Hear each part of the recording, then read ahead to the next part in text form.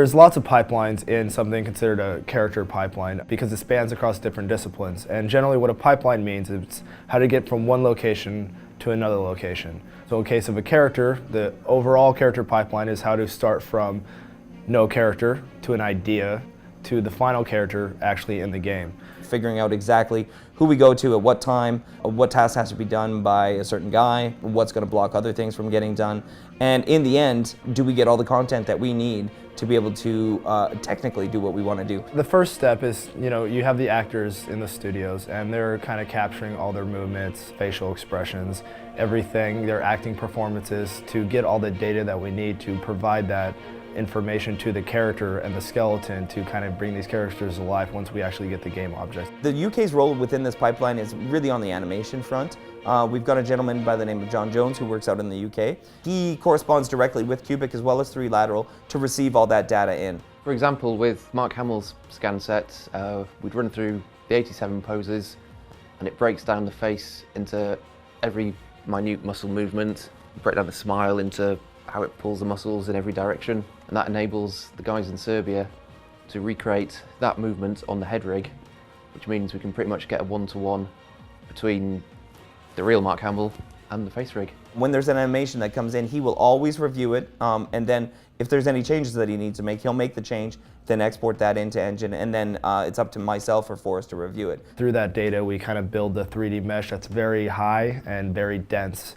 And then we basically have a basic topology that we use for all of our heads, which is our edge loops, our vert counts, our face sizes.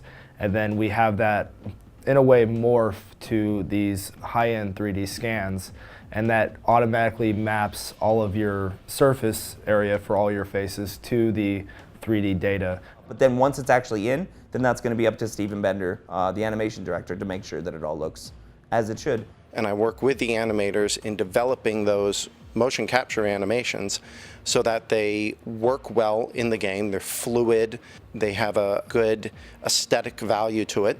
And then I also work with the designers in implementing that as well as the programmers into the final product.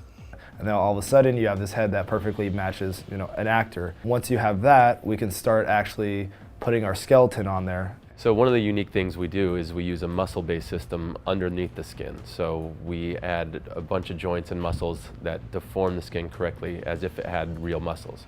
So game engines can't really handle muscles, but we use some proprietary tricks that make it work in the engine. Start with the movements, you go to the mesh, and then you go back, grab that movement data, add it to the skeleton, and now as the skeleton moves, you apply all that movement data that we got, or mocap, so to speak, and bring this topology that's now been morphed to the character's head kind of to life. And now you can start seeing them move because we got the skeletons on there and so on. Once we have that, it's time to take this kind of gray head and then actually get it into the game to be able to start applying our diffuse maps, our normal maps, gloss, speculars, subsurface scatters, kind of these maps that are generated from these character faces through a series of photographs with each its own specific purpose.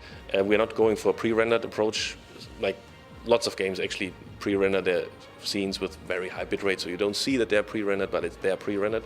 We want to try to get it in real time, but our facial structure is so complex. It's basically cutting edge that it means like we need to really optimize in a clever way so we can actually have, 4, 5, 6, 7 characters on a bridge in highest fidelity talking to each other while the player is present in real time. As we build the pipeline, the faster it's getting. You have your animation pipeline, you have your modeling pipeline, you have your conceptual pipeline, we have our facial scan data pipeline, we have our hair pipeline. So there's all these different pipes that kind of build this system that we use to actually get from the very beginning to the very end.